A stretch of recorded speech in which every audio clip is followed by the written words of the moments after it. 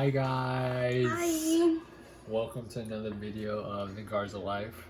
Yes. So this is a video that we're going to talk It's a little bit different. Yeah, it's a little different, but we're going to more talk serious. about... Yeah, but we're going to talk about what happened at the hospital.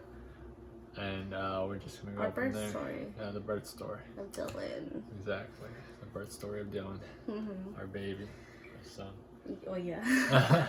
Okay, so I guess I'll start. Our little girl. No, stop. No. Start rolling. Okay, so I guess I'll start it because technically it's my birth story because I went through it, but he's a dad, so he was there. Okay, so it was September 29th. September 1945. No, for real, it happened in September 29th, and I was up for my 32-week appointment. Yes. And at that point, I was already in my third trimester, so my doctor we were already doing our 2 weeks appointment, so every 2 weeks I would go to the doctor. And I had gone to my 30-week appointment, and everything seemed fine. The only thing that seemed off was the fact that he's grabbing a cookie. Babe, you're gonna eat while we're doing this video? Yes. No. I want a cookie. Be serious. Not have to restart the whole conversation. We're fine. Just keep on talking. Okay, so I had gone to my 30-week appointment, and I can't take you seriously with that cookie. Babe, be serious. I'm serious. You're going talking. Don't focus on me. Focus on talking to the audience. I'm sorry about that, guys. Man. Sorry. Anyways. So, the one thing that was off on that appointment was the fact that Dylan was breached. So, if people don't know what breach is, it's when the baby's head is up and not down.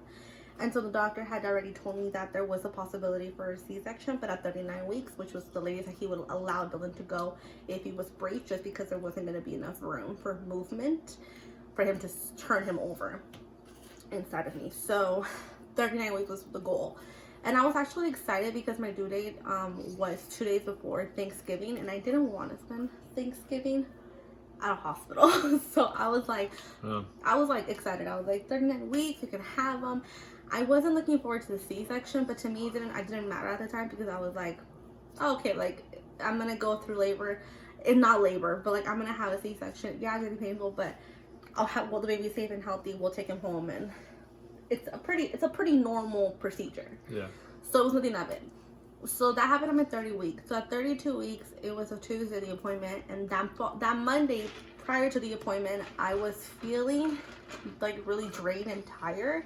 But I am anemic, and because of the pregnancy, I was even more anemic. That's scary. Yeah, so I wasn't feeling good. So I didn't go to work that day. And I was like, oh, maybe it's just my anemia. Maybe it's really low. And I was already taking my iron pills plus my prenatal. And prenatal vitamins already have iron in them. So I was taking double iron. And it was a lot. Yeah, and it wasn't helping me. So, and everyone that knew me, like, I was swollen. Like, my face was big. Her feet were swollen. Like, I had gone, like, maybe up, like, 3 sizes of shoes. Like, it was not. That was crazy. Yeah, and so the doctors had previously told me before, like, okay, that's normal. It's not that bad. And I had never had any, like, alarming things happen at these appointments. Like, my doctor had said it was a pretty normal pregnancy. Yeah.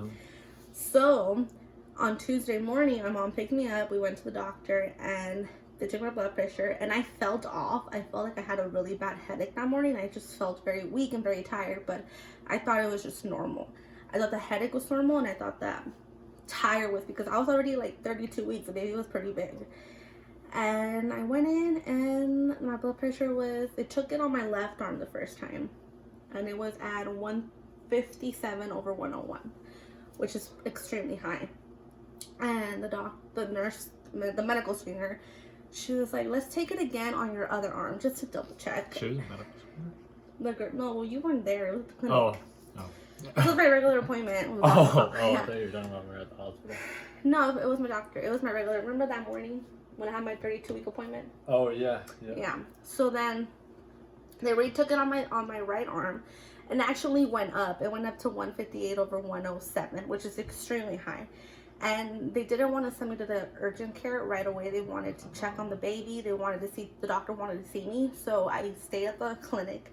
They put me in the ultrasound room. They did the ultrasound. The baby seemed perfectly fine. He was still breached. But his heart rate was really, really good. they had no concerns.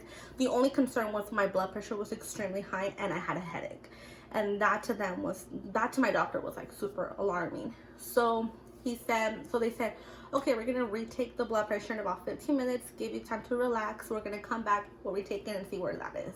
Then we took it after 15 minutes. And keep this in mind, it was a weird day already because Daniel went to work at 6:30 that day. Yeah. And Daniel goes to work early in the morning and he doesn't take lunch till like 1 p.m. But for some reason that day he took lunch at like... Yeah, it was 9 o'clock. And I was in the appointment when he was at lunch. Yeah. Which is like, that never happened. So he texted me while I was waiting for the doctor to come in for the retake. I wanted to go get Whataburger. Oh my god. And so, oh my gosh. So then finally, Daniel was calling me, and so I answered the phone. I was telling him what was going on, and obviously him being concerned, he got out of work early. Yeah. And at first I was like, no, you don't have to, like, I'm fine. But after what happened, I'm glad he did. Because I don't know what would have happened if he wouldn't have taken out of work early. That's horrible. So anyway, so the doctor came in 15 minutes later, they retook it, and it actually went up to 159 over 109, which if it reached over 160, I could have had a possible seizure. And that was their biggest, like, scary. So like they're like on her like 24/7, just like watching. Well, that was before. That's when after we got admitted. Yeah, you're going like where? Oh yeah, true. Well, I was watching her like 24/7. Yeah. So then finally, the doctor had told me I'm gonna have you go to the hospital, because it was a clinic. I'm gonna have you go to the hospital where I eventually had Dylan, and they're gonna monitor you for 24 hours. That's what he said, 24 hours.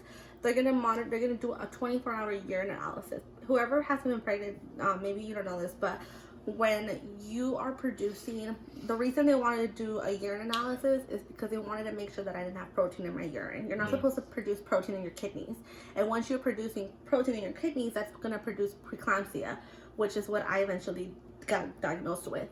And that's a very severe thing, and it's nothing to do with the baby. It has to do with your placenta and your body. It's just not communicating the way it's supposed to, and it's producing protein to go into your urine, and that can cause you a seizure or a stroke. And it can eventually affect the baby and the only cure is to have the baby. So, which is the scariest part in the whole thing, because I was only 32 weeks and not even a day. Like, I had just turned 32. So we went so Daniel and I were really scared. I was extremely scared. But at that point, we didn't know any of this. We just knew that they were going to run a test on me, and we were going to go to the urgent care, and we were going to be there for 24 hours, and that was it.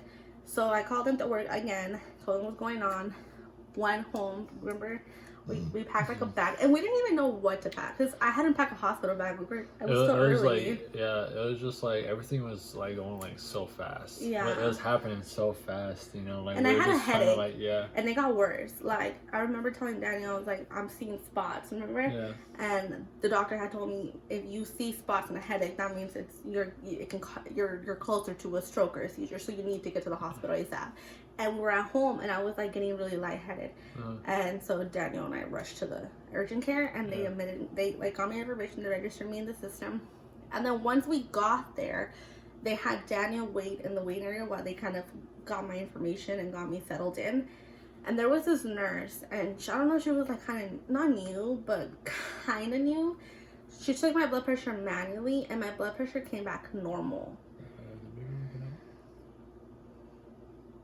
No. He's just moving. He moves around a lot in his sleep. Actually, no. He's so cute. Wait, no. Watch your audience. Oh, I think he is. Go me, Papa. Wait, no. I can record it. No, just show the audience. I don't want. Let me see. Block the camera number. The camera number? Oh, yeah, that's right. Never mind. Oh, yeah, he's up. Be right back. Keep talking, babe. To be continued. Oh my gosh. Okay, anyway, so then we got admitted to the hospital. So the nurse took my blood pressure, and it was back to normal. And I was she took it 3 times because she knew how concerned I was that it was just normal. I was like an hour ago, it was completely like super high. and now you're telling me that it's normal. Like that doesn't make sense at all. So finally, she spoke to her boss, and the boss told her, okay, we're going to get her admitted, get her to do a urine test and see, because there's a reason why she's here. So let's get it checked out. So that's what they did. They got me admitted. They took a urine test and everything, and then they finally let Daniel come into the room. And they were doing like all these procedures, like all these tests on me. Like they did a COVID test, did like a bunch of different tests on me, a lot of blood work, a lot of just stuff in that area that I don't want to talk about. Oh, yeah. There's a lot of things. And so then finally, they were also checking the baby's heart rate, and his heart rate was always good. Like it was never out of range. And so finally, Daniel and I were just waiting there. And then finally this doctor walks in, and apparently she had spoken to my primary doctor, and she basically like gave us the news that we weren't going to leave the hospital. We were going to be at the hospital until Dylan was born, and that was news that shocked both of us, because we had him. That doctor was young though. She was, yeah. I was like, dang, you're a Yeah, doctor? she was a I like, female wow. doctor. She looked young, Yeah. but it was, we hadn't prepared. Like we hadn't packed anything. Like Daniel still had to work. I still had to work technically.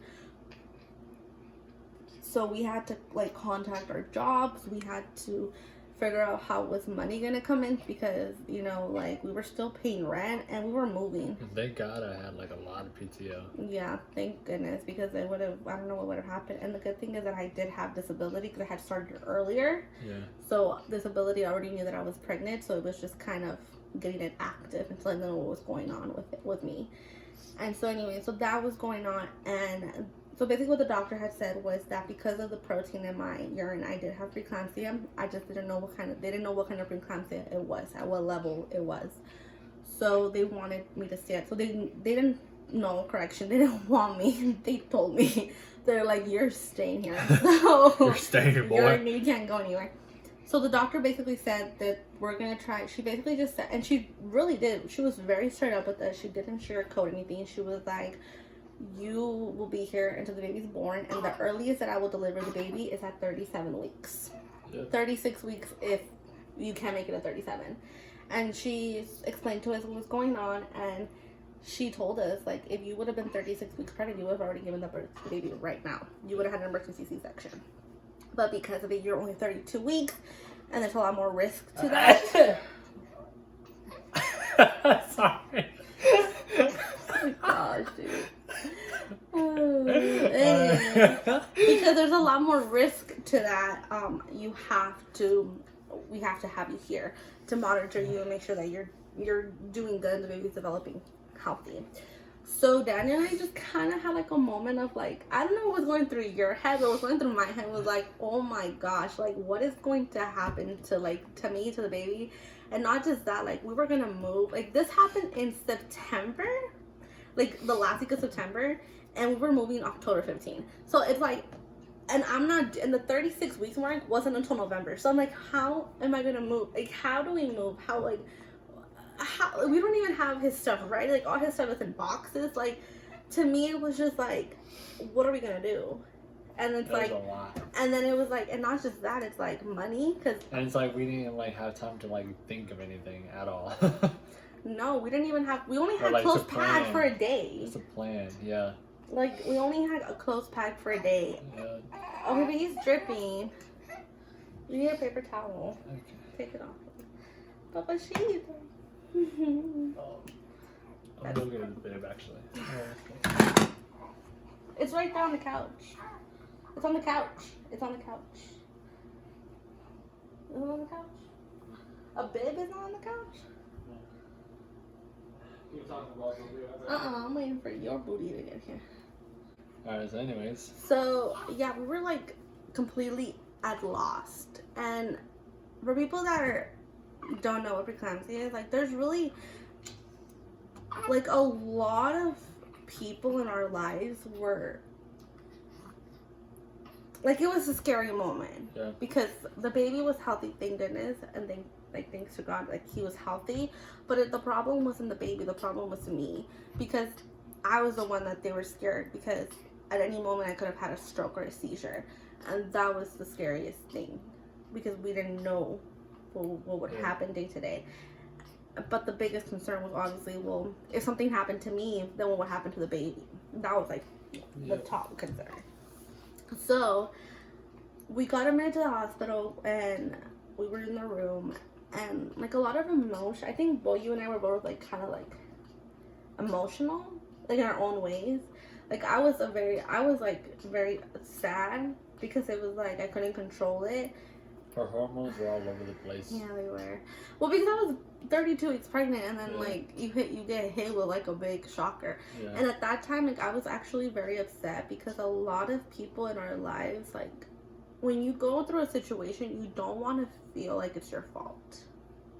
But a lot of people in our lives were putting blame where they probably shouldn't have, or maybe they didn't. I don't think they meant to, but if it came across to me that, because I was already blaming myself for it, even though the doctors had told us like there was absolutely nothing you could have done to prevent it. Not, you couldn't have eaten differently, you couldn't have worked out differently.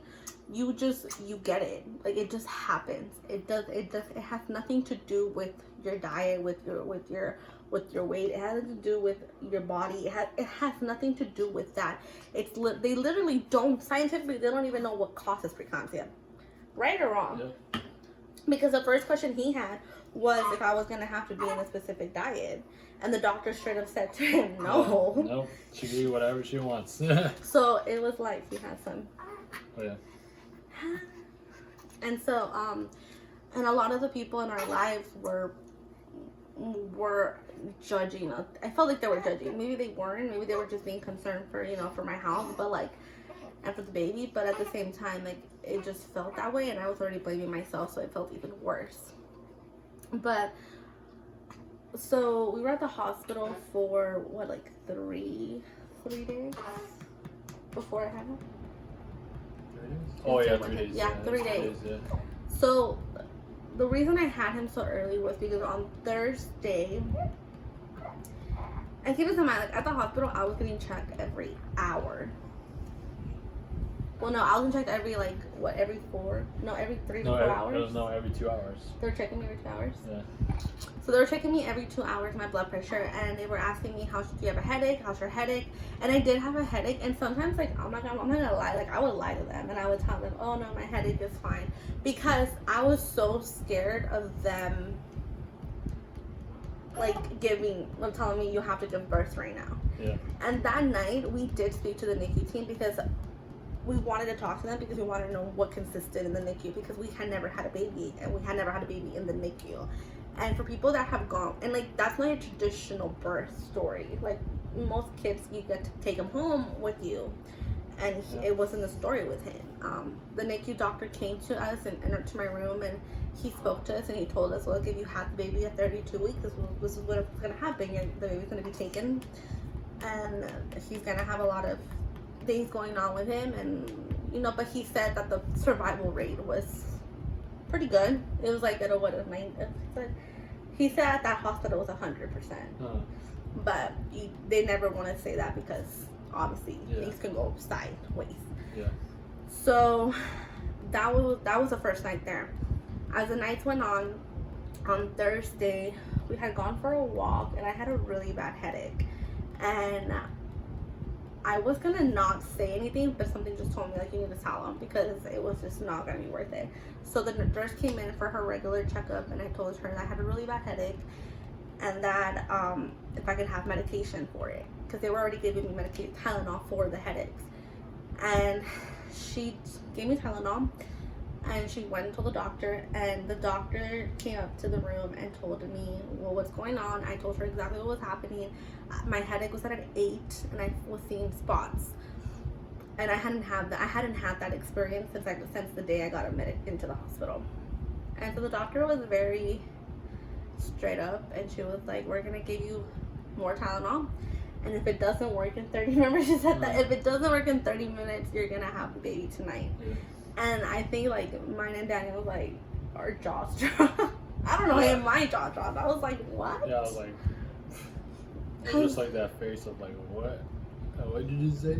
And so then finally They gave me the Tylenol, and the nurse did fight for me because she even said, the nurse did say, like, I can't believe she's giving you 30 minutes, at least an hour would be fine. Yeah. So I think she spoke to the nurse, to the doctor, and the doctor agreed with her and said, okay, we're gonna give you an hour instead of 30 minutes because I think we're just rushing it. So they gave me an hour, and the headache still did not go away. And I did everything. It was an hour. I took like a 30-minute nap. I ate. I tried to like not think about it, and the headache was just not going away. Like it was pounding, and my blood pressure was high, and it was at 160, I believe, or I don't know the bottom, but it was high. Yeah. And so, like the doctor was like, I'm being really strict on you because I don't want anything to happen to you. So that night, she came in. She's like, okay, did the headache go away? Yeah. Yeah, my baby, your hair's crazy. I had a burp on him. I think he has a burp. And so they were like, okay, we're going to, you're scheduled for a C-section tonight. So at 10:30 p.m., I remember the time exactly, they took me from the room that they had me into the labor and delivery unit. And they put me in like a bed that wasn't exactly a bed. It was more of like the clinic beds, like the beds in the OBGYN. And they put me in that bed, and TMI, this is gonna get very, very like, what, like, too much, like, graphic? No, detailed. really. It's gonna be very detailed. So the first thing they did was they put a catheter in me, That was a flat. which I screamed. Oh gosh. I screamed, right? Yeah. I screamed, and they put a catheter in me, and I had 2 IVs. I had one on my arm, on my like right here on my hand, and I had one on my actual arm. So I had one in each arm. Well, yeah. And one of them was just, what, Okay. baby? He's holding on to your chair. And one of them was just liquids with medication, and the other one was something called magnesium. And magnesium is a medication that they give you to help prevent seizures. And with magnesium, it burns. Like, I don't know if it was, I think it was the location that it was at, because they did tell me it was gonna burn, but I didn't think it was gonna burn that much. And I think it was because they put it on my hand that it hurt even more. Because I think that one came out and they put it in my arm. Ooh. 24 hours, babe. Yeah. He hit you. His head just went. Yeah. But it didn't hurt as much when they moved it to my arm. But that was like later on. But this was like, for that night, I had it in my hand. And I remember they told me that I was scheduled to have the C-section at 3 a.m. And it was like about to be like 11 p.m. So we were gonna be in that room just for the 24 hours that it took for me to have the baby, and then also to obviously recuperate for 24 hours. So I was in that bed from 10:30 all the way until 3 in the morning, and I was ready to give birth because I was over it. Like, that bed, like, it was so painful. The magnesium was burning. They had a blood pressure cuff that went off every 10 minutes. The catheter burned. She looked horrible. She just like, My- you just like looked drained. I was done. Like, I had not slept that whole night. Yeah. And they were checking up on me every hour.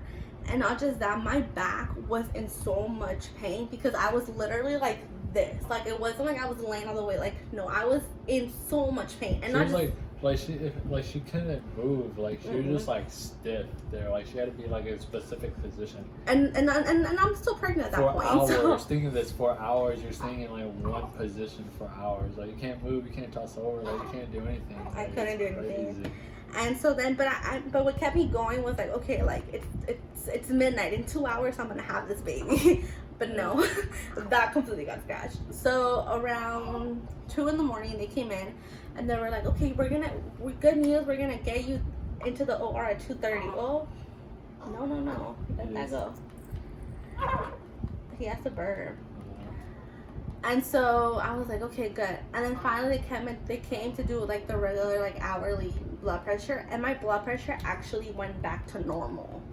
And I believe it was because of the magnesium, because the magnesium helps with that, which is the dumbest reason why I was pissed because that's what happened. Because the magnesium made my blood pressure go back to normal, right? So they were like, because your blood pressure is back to normal, we don't want to give birth to the baby yet because he's still very little. But to me, it was like, okay, I was like, I need you guys to make sure if it's the magnesium or if it's my body, because I don't want them to disconnect me, and then like a day later reconnect me again. Like that, you know what I mean? Like, I just wanted them to be 100% sure what was gonna happen. And so finally, the doctors, like, I had I had 2 doctors that were the night doctors that were gonna do the C-section come in. They both came at different times, and then I had at 3 a.m. finally my doctor, who I had gone through the pregnancy with, he came in at 3 in the morning, and he came and talked to me, and he told me what was going on.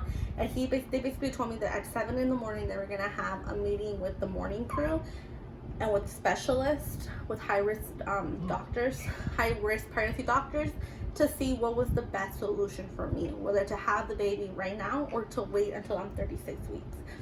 So that's what they did, and I wanted to cry because it was so painful. And so I was stuck in that position from 10:30 p.m. all the way till 9 p.m. the next morning. And finally, like, I saw the morning doctors come in, and I was like, okay, am I gonna give birth? Like, I was so excited. I was ready to go because, like, I was in so much pain already. And the doctor was like, no, we have the meeting at 8. Give us an hour. So an hour went by, 9 a.m. No one came to tell me, oh, you're going to have the baby within, no. Literally, the anesthesiologist and the nurse came in, they're, like, prepping me for the OR. Like, remember? Like, they just came and they started, like, taking all the cables off of the back. They transferred me into a bed, and I was just in the room alone. Well, that's before the OR. Like, this was like when they came into the, remember when they came into the room? Yeah. And they were like transferring me from the bed to the bed, like from that to the bed. Yeah. And they gave you the gown, and the nurse was like, okay, we'll be there in a while. And the anesthesiologist was asking me questions about my spine and any surgeries that I've ever had and things like that. And they told Daniel, wait. We'll come get you or something like that. Get you. So the OR. I was in there for like a good 20 minutes. Because of my epidural. Okay, that's a whole other situation. So they transferred me so finally we're at the OR. And I mean, that OR, it was packed. Like, we had maybe 10 nurses, 5 anesthesiologists in there, my 2 doctors, and because it was like a student hospital, so there was a lot of student doctors and student nurses and student anesthesiologists that were like observing me. Yeah. So, and keep this in mind, like, you're wearing a gown. Like, I was naked from the back. I didn't give a crap about that at all. So they transferred me from the bed to the OR bed. They lifted me up to sit up, and there was this view, like this wonderful, not beautiful, but like wonderful lady. She had been doing it for a lot of years, and she was like holding me. And you had people that give a birth, like, you know the position you have to get. So she held me in that position, and I was ready for the pain. Like, I was like, okay, like, it's not gonna hurt that bad. Like a bee sting, that's what they call it in the OR. You're gonna get a little bee sting to numb the area. They're gonna put the epidural on you with a spinal tap, and then we're going to, babe. Okay. Be careful with his head. Be careful with his head. And then baby. Okay. And then you're going to get numb, and we're gonna have the baby. And I was like, okay. So I'm there. I felt the bee sting. It was definitely a sting.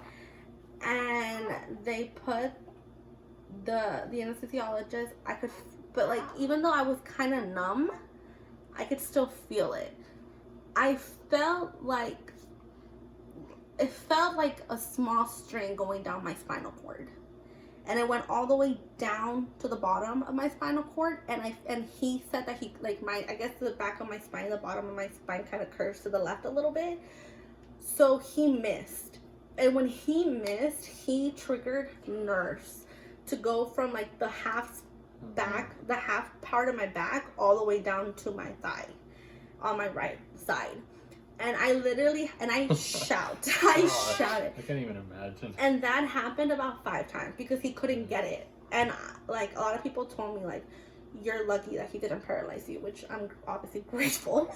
But finally, another anesthesiologist came in and took over, and he got it on the first try.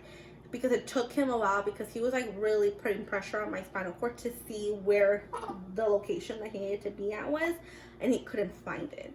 And when he finally got it, like I remember I screamed every time because he was like, okay, let me know if you feel this to the left or to the right.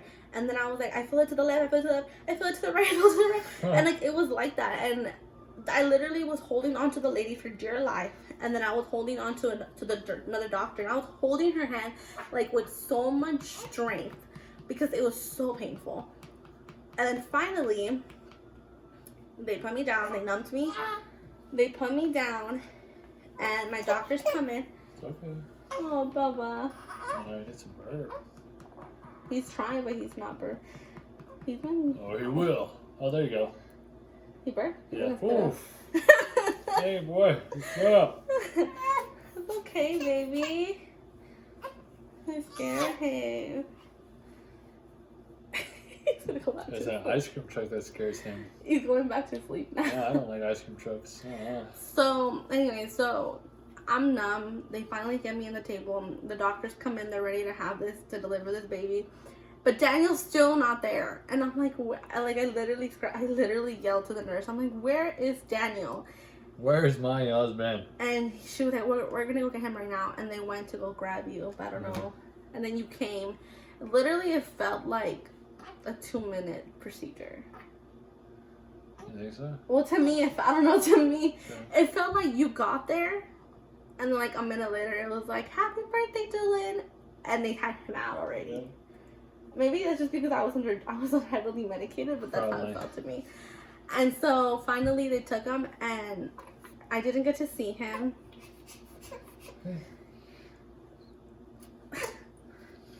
He's Let me trying to see. poop. Hi, Baba. Come to Mama.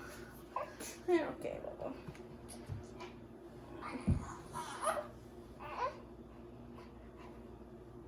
I think he's trying to poop. Yeah, he is. Knows it? Check them. Yeah. Hey. So finally he was born. Yeah, he's trying to poop. Yeah.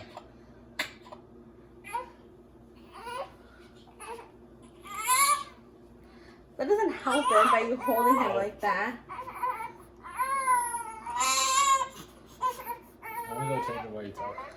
Oh, he's sucking his thumb. What? What the? He's hungry.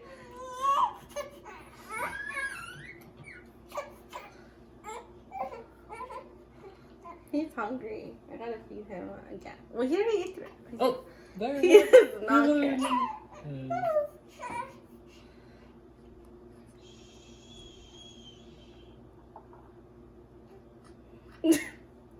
He needed to poop. That actually helps him, really. Hey. Really bad. Okay, well, so it wasn't your typical, birth. Like, I was very disappointed because I had him and then they didn't bring him to me. The NICU team was there and they took him as soon as he was born. The nurses were kind enough to take photos for us. No, he's still pooping. The nurses were kind enough to take pictures for us. Uh-huh. Yeah. And so that he was gone, and I got him to see him like far away. Like when they were leaving the room, I got to see his face. Yeah, because they put him in a NICU box. Yeah, and then they were transferring him out. Like we didn't get to touch him or see him. Yeah. They told us we had to wait at least an hour before we can go see him because they had to admit him and give him do all these. Yeah, go change him now. Yeah. I'll wait for you when you get back. You're not talking. No. You got to be here for this. So anyway, so the NICU team took him to the NICU department, and Daniel decided to leave. Well, I guess the nurse told you to go. Yeah, eat. the nurse told me to go grab something to eat if you because they were still gonna have to close me up Yeah. and get me situated. I know, when she gets assuming that I just left her. I was like, no, I didn't just leave you. I was upset. I was like, I just gave birth to your son. After telling her that the nurse told me to go get something to eat. Okay, well, he left, and they what do you want to call it? They sealed me up, I guess. Yeah, they stapled you up. No, it was glue, so it was staples. Glue. So they took me back to the room that I was in, and apparently I did not know this, but during a C-section, you're only supposed to bleed 100. I want to say 100. It was 1,600 mLs of blood before they call it a hemorrhage, before you need blood transfusion. And apparently, I only bled 300 in the surgery, which was like really, really good. But what happened after was not fun. So while Daniel was getting to eat and Dylan was getting admitted to the NICU, they transferred me to the labor and delivery room where we were at. Baby, don't look at his face like that. He probably has to burp. Yeah. He didn't burp the last time either. Oh no, he did. Or unless he doesn't want more because he already had. Baby! He's okay. He's okay. Beautiful, beautiful face. Yeah, that's already like 3.5 ounces right there. Probably doesn't want more. What do you want? Let me see. What do you want? Sorry, guys. Let me see, baby. Keep on talking. Oh, he's just so You gotta finish cute. the video. Yeah, but you can edit these things out, right? Yeah, okay. Okay, so anyways. Okay. So once we got to labor and delivery unit, they basically, the nurses, it was my main nurse and a student nurse, and they were basically just putting the pad, my mesh underwear, they were getting me situated in the bed, and I had magnesium on me, so I couldn't get up for 24 hours. That's what they told me. I couldn't get up for 24 hours. And so while they lifted me up to put the pad, the student nurse saw a big gulp of blood come out, and my main nurse looked at it and called it a hemorrhage. So she basically like started, I guess in the hospital they have codes for that. So she set the code, and like she screamed out the room, and like 2 doctors came in, 5 nurses came in, and they were just like all running around. And then all of a sudden, good thing I was still numb, because the nurse, like, she took a pen with medication, and she stabbed me in the thigh to stop bleeding. And stop the bleeding. And my doctor, who had just delivered the baby, she came in, put a glove in. She took a little, like, she literally, TMI, took her hand and put it all the way up to my uterus. And she was literally checking to see if my uterus was intact and to make sure that everything was the way it was supposed to be, which it was. And then they did like an ultrasound to make sure that I didn't have internal bleeding, which I didn't. And then she stuck a pill up my butthole to help with hemorrhages. I'm so glad I was numb for all that. I didn't feel. I was awake. The only thing that goes up your butthole. Shut up. Anyways, so that happened, and like I guess they came to the conclusion that it was probably because I bled so little with the surgery that my body still had blood. It was just they had retained blood inside of me, so that's why it was just coming out. But because I had bled such a little bit, like, it wasn't a lot. So I think I only ended up bleeding like about 1,200 mLs of milliliters of blood, which is good. So that was what happened. So then we were in the postpartum for about 3 days. Mm-hmm.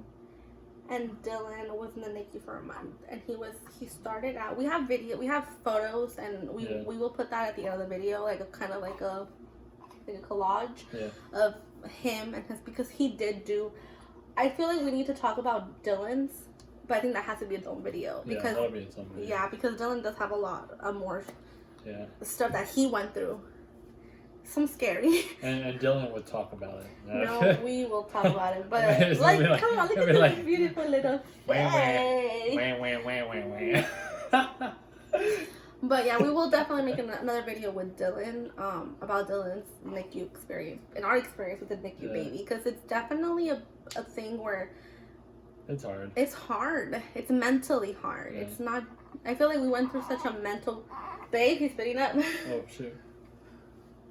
Papa, why do you think I have too much milk? Huh? No, don't get grumpy on me. Yeah, I'm thirsty and I'm clean. He's like. Yeah. Yeah. He's like, oh my gosh. Okay, so yeah, we're definitely gonna do that because Dylan did go through a lot, and we went through a lot emotionally, and also my recovery was not that hard. Like it wasn't bad. Yeah, A lot of people were actually surprised that my recovery was definitely hard for me because Daniel was going through some stuff. The baby was in the NICU. We were gonna move in a week after I got discharged from the hospital, and my mental state was not good. One, because I was postpartum and I didn't want to have postpartum depression, and two, the baby wasn't with us. He was at the hospital, and that even adds another emotional strain on you. And top of that, like, I didn't get to relax at home with my baby. Like, I had to get up every single day and go see Dylan at the NICU every single day, whether I wanted to or not, because that was my son and I had to go see him. And it was hard, and it's very hard, and I give props to moms who have it harder than what we have, because it was a very stressful, emotional time. Yeah. And there's babies still, like, I remember there was babies at the NICU that were there for like months. Yeah. Oh my gosh, there was like some that were like just like so tiny, Mm-hmm. like smaller than Dylan. Like Dylan was born at 3 pounds 15 ounces, and he was 17 inches long. Yeah, you were. Yeah. And there was other babies that were born at 25 weeks, 23 weeks, and the parents were just like incredible. Like, because I didn't really get to talk to a lot of parents, because when you're in there, it's like when you're in there, you feel hope because all these kids are strong. Like these babies are they're so strong. It's like, dang, like wow. Like Dylan, like they're like stronger than adults, you know? No, for real, because Dylan was supposed to be in there. His day to come home was his due date, which was 11/24. He came home 10/31. He came home a month before he was supposed to. And look at him now. He's just... They're just a happy little baby that cries and poops and pees and eats. Spits up. But it is hard now, because now that a lot of people don't talk about the aftermath of it, like the developmental stages of it, because Dylan is 2 months old, but Dylan doesn't look like a 2-month-old. He looks like a newborn. Yeah. So that part is hard for us to it's hard for me. I don't know about you, Daniel, but for me, it's hard to get my head wrapped around that. Like, he doesn't act like a newborn, but he doesn't act like a 2-month-old either. Yeah. He's like in between, where he's very alert. Like, look at him now. A newborn wouldn't do this, but like his body is of a newborn. Like, does that make sense? He's like, smart. He has milk all over it. But that's what I went through, and I did make some videos of men. Like, I literally, there's 2 videos that I made at the hospital where I cried my eyes out. But I don't think I'm ready to share those videos because they're very personal to me. Because it was just about feelings, and I was pregnant with Dylan. But how did you feel? Like, that's what I want to know. It's like, how did you feel? I know how I felt. But how did you feel? Because you never really told me how you felt. Like, you were trying to be strong. Yeah, but you were just like, oh, I'm just worried. All I could really do, I mean, yeah, like, I was scared, worried. You know, like, you get, like, terrified, you know, like, you're just, like, having, like, all these emotions, like, building up inside you, you know, like, you're, like, thinking, like, you know, like, the what ifs, like, what if this will happen, what if that happens, you know, but, like, at the end of the day, it's, like, you just have to put, like, your faith and trust in God, and, like, what's his plan, you know, what's gonna happen, you know, and we prayed a lot. Yeah, and his, like, strength to, like, give to the doctors, his strength to give to us. You know, and that's, I mean... We prayed a lot. A lot of people prayed for us. Yeah. And I felt it. Like, if you feel it, don't you? Like, you felt it. Yeah. And it was definitely... Yeah. Yes, I know. I know. And definitely, I'm not gonna lie, like, the experience that I had with Dylan, like, it traumatized me of having another baby. because I can still get that with another baby, and the doctors did warn me that next time it could come early as 20 weeks, and obviously a baby cannot survive at 20 weeks. So there's things that Daniel and I had to talk about, like serious conversations that we had to talk about whether or not we wanted another one, because I don't know if I can go through it mentally again, even though I do want another one. But then again, I don't know if my body can go through that again.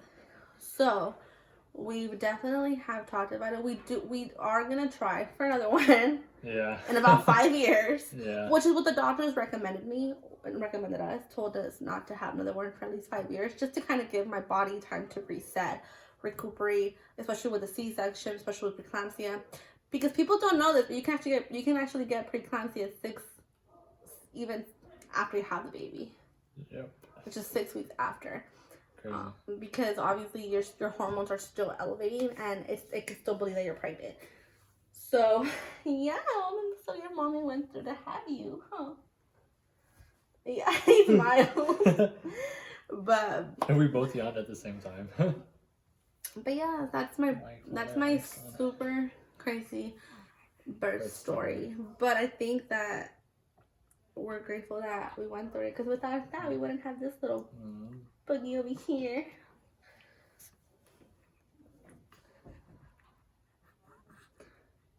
Is that it for the video? I'm done. You're done? You're done talking? I'm done talking. You didn't even talk. Because you went, I mean, you had more stuff than I had to say. True. You know? So we have to end the video. Yeah. Alright guys, well, thank you so much for watching. Make sure you like, subscribe, leave a comment down below, hit that ringer button if you want to see more content. Say hi to Dylan down in the comments. Thank you so much for 100 subscribers. Yes. More videos to come daily. If not, then every other day. So we will see you guys next time. Bye. Bye.